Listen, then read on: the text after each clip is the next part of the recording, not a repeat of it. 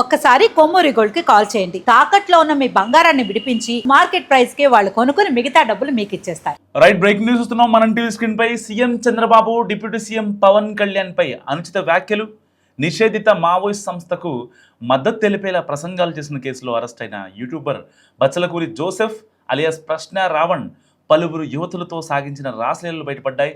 అతను నలుగురు ఐదుగురితో అసభ్యంగా అశ్లీలంగా తీసుకున్న సెల్ఫీ వీడియోలను పోలీసులు తన ఫోన్లో గుర్తించారు.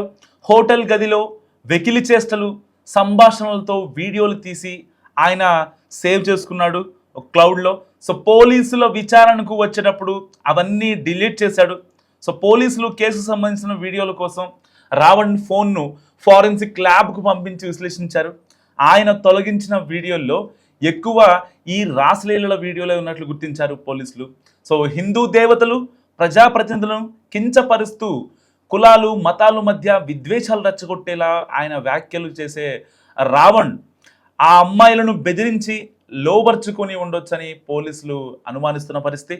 సో అమాయక యువతులను లక్ష్యంగా చేసుకొని వాళ్లతో అసభ్యంగా ప్రవర్తించడం, ఏకాంతంగా ఉన్న సమయంలో ఫోటోలు వీడియోలు తీసి బెదిరించి ఉంటాడని కూడా పోలీసులు భావిస్తున్నారు. సో బాధిత మహిళలు ముందుకొచ్చి ఫిర్యాదు చేస్తే వారి వివరాలు గోప్యంగా ఉంచి కేసు నమోదు చేయాలని కూడా సూచిస్తున్నారు. సో ఇప్పటికే ఆ అమ్మాయిలు ఎవరైతే ఉంటారో వాళ్ళని పోలీసులు ట్రేస్ అవుట్ చేశారు. కొంతమందిని వాళ్ళకి మాస్క్ పెట్టి వాళ్ళని బయటికి తీసుకురావడం కూడా జరగబోతుంది మరి కాసేపట్లో. సో రావణ్ అసభ్యకర చేష్టలు ఉన్న వీడియోల్లో కొన్ని సామాజిక మాధ్యమాల్లో ఇప్పటికే వైరల్గా మారాయి. ప్రశ్న రావణ్ అకృత్యాలు ఒక్కొక్కటిగా వెలుగు చూస్తుండడంతో ఇలాంటి వ్యక్తిగా వైసీపీ నేతలు మద్దతుగా నిలుస్తున్నారంటూ సామాజిక మాధ్యమాల్లో చాలామంది దుమ్మెత్తిపోస్తున్న పరిస్థితి. సో గంజాయి, బ్లేడ్ బ్యాచ్ అమ్మాయిల జీవితాలతో ఆటలాడుకునే వారిని వెనకేసుకు రావడమేనా మీ నైజం అంటూ రావణ్ అశ్లీల వీడియోల కింద కామెంట్స్ పెడుతున్నారు. హిందూ మతాన్ని, సనాతన ధర్మాన్ని దూషించిన రావణ్పై చట్టపరమైన చర్యలు తీసుకోవాలని ఇప్పటికే శారదా పీఠాధిపతి కోరారు.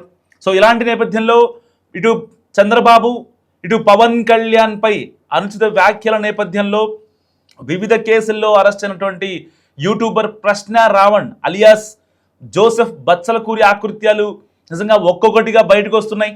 తాజాగా అతడు ఫోన్కు సంబంధించిన ఫారెన్సిక్ సైన్స్ ల్యాబ్ FSL నివేదిక రావడంతో షాకింగ్ నిజాలు వెలుగులోకి వచ్చాయి. రావణ్ తన మొబైల్ ఫోన్ ద్వారా అమాయక యువతులను తీవ్రంగా వేధించినట్లు కూడా బలమైన ఎవిడెన్స్, అంటే సాలిడ్ ఎవిడెన్స్ లభ్యమయ్యాయి.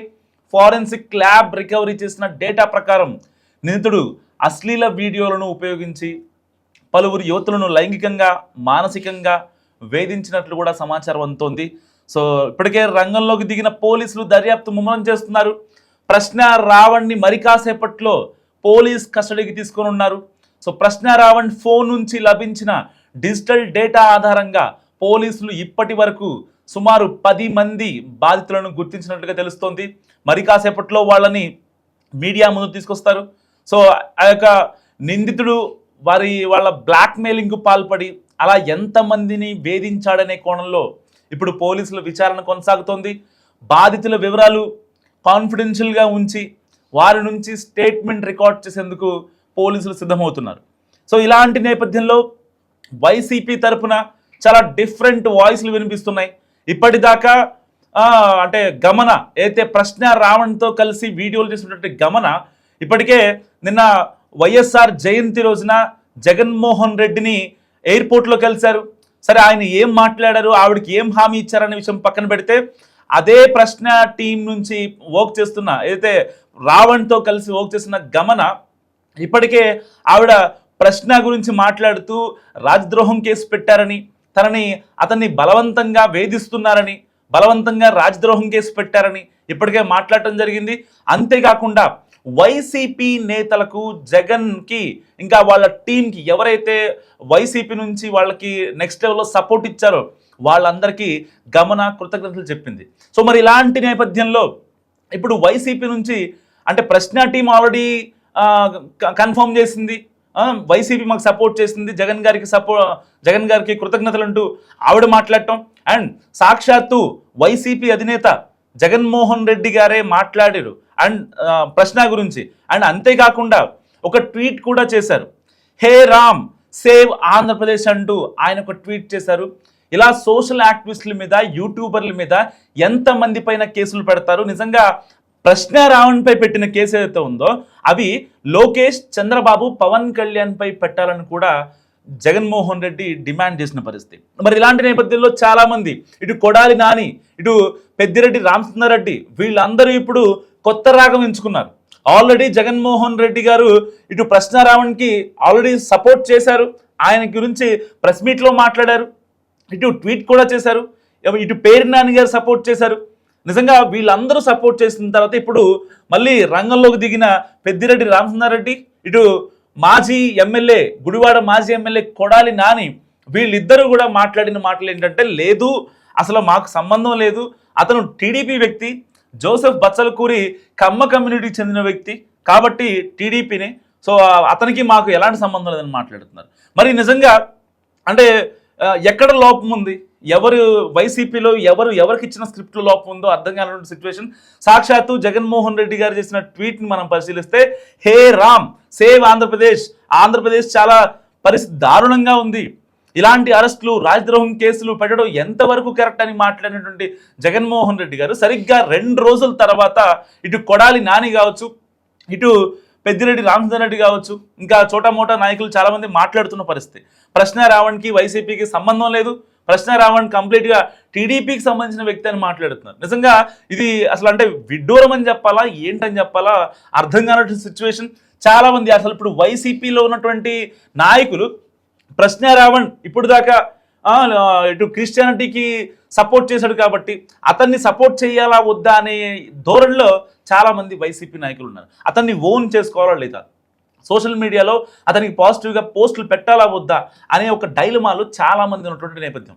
ఎందుకంటే ఇప్పుడు ప్రశ్న రావణ్ ఏమో సనాతన ధర్మాన్ని సన్ ప్లస్ అని ఒక బూత్తో మాట్లాడి దాన్ని మీమ్స్ వేసుకుంటున్నారని చెప్పి మాట్లాడాడు. అండ్ అంతేకాకుండా ఇటు రామాయణం గురించి నీచంగా మాట్లాడాడు, రాముడు సీత గురించి నీచంగా మాట్లాడాడు, ద్రౌపది గురించి నీచంగా మాట్లాడాడు, ఇటు మావోయిస్టు భావజాలాన్ని యువతలో తీసుకెళ్లడం, లేదంటే కులాలు మతాలు రెచ్చగొట్టేలా మాట్లాడటం. సో ఇవన్నీ జరిగిన తర్వాత సో ఇలా మాట్లాడటం కరెక్ట్ కాదు అనే భావం చాలామంది ఏర్పడింది. నిజంగా డే 1 మాట్లాడుకుంటే రావణ్ అరెస్ట్ అయిన డే 1 రోజున నిజంగా రావణ్ని అసలు అనవసరంగా అరెస్ట్ చేశారనే భావన చాలామందిలో కలిగింది వాస్తవానికి. కానీ దాని తర్వాత సిచ్యువేషన్ మారుతూ వచ్చాయి.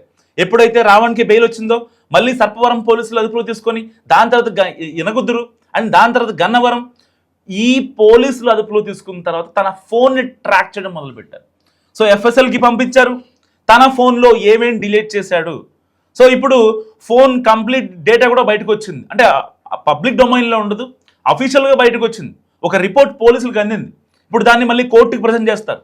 ఆ ప్రజెంట్ చేసిన తర్వాత రావణ్ దగ్గర నుంచి మరిన్ని విషయాలు రాబట్టడం కోసం ఎట్టి పరిస్థితుల్లో అతన్ని పోలీస్ కస్టడీలో తీసుకుంటారు. సో మరి ఇలాంటి నేపథ్యంలో రావణ్ ఎవరివాడు అనే ప్రశ్న ఇప్పుడు మొదలైంది.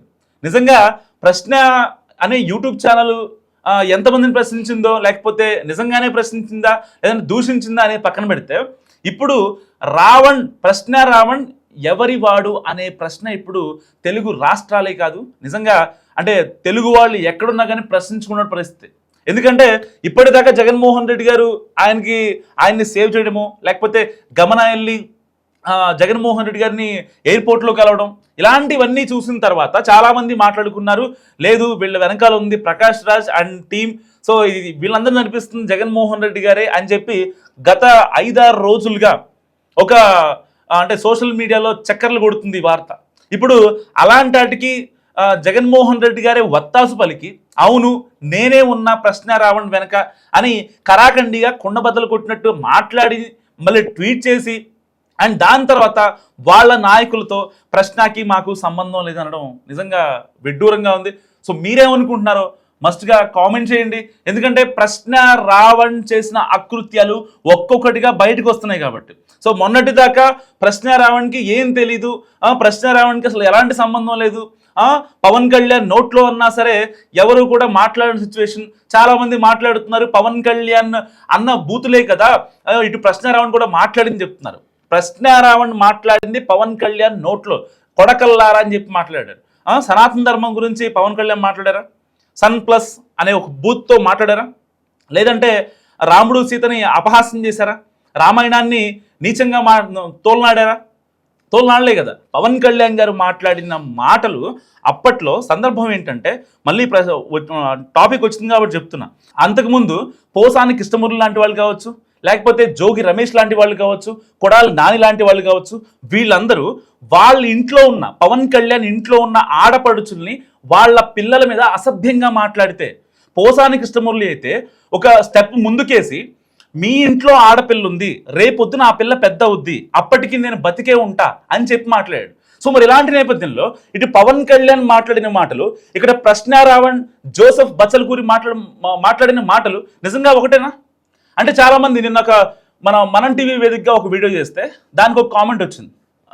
యాంకర్ గారు మీరు చాలా ఎక్స్ట్రీమ్ మాట్లాడారు, లేదు పవన్ కళ్యాణ్ ఇటు జోసెఫ్ ఇద్దరు సేమ్ మాట్లాడారు కదా, మరి అలాంటి ప్రశ్న మీదే ఎందుకు ఇవాళ రాజద్రోహం కేసు పెట్టారని చెప్పి మాట్లాడుతున్నారు. సో మరి ఇక్కడ నిజంగా జోసెఫ్ బచ్చలకూరి పేరు మార్చుకోవాల్సిన అవసరం లేదు. తను క్రిస్టియనా, లేకపోతే ఇప్పుడు కమ్మ అంటున్నారు, చౌదరీస్ అంటున్నారు, చౌదరీసా, రెడ్డిసా, లేకపోతే వెలమల, కాపుల, నాయుళ్ళ అనేది పక్కన పెడదాం. సో అంటే ఈ కులాలు మతాల గురించి పక్కన పెట్టేద్దాం. తను పేరు మార్చుకున్న మాట వాస్తవం కదా. ఇప్పటికే తాను వర్క్ చేసినటువంటి అయితే యుఎస్ బీపీఓ కంపెనీస్లో వాళ్ళ ఫ్రెండ్స్ మాట్లాడారు, అన్యాయంగా అక్రమంగా యువతుల్ని వేధించడం, లేకపోతే వాళ్ళకి ఏదో ఒక మాయ మాటలు చెప్పి మభ్య మాటలు చెప్పి వాళ్ళని ఇబ్బంది పెట్టడం, వాళ్ళని ఫ్లాట్కి రప్పించుకోవడం, వీడు చేసిన అకృత్యాలు సరిగ్గా అరెస్ట్ అయిన రోజున ఆ ఫోన్లో ఉన్నటువంటి వీడియోస్ని కావచ్చు, ఆ ఫోన్లో ఉన్నటువంటి డేటాని ఏదైతే సెల్ఫీ వీడియోస్ తీసుకొని వాళ్ళ అమ్మాయిల్ని బెదిరించడం, మీరు నా ఫ్లాట్కి వచ్చారు కాబట్టి సో ఫర్దర్గా అవి యూజ్ అవుతాయని చెప్పి వాళ్ళని బ్లాక్మెయిల్ చేయడం నిజంగా కరెక్టా?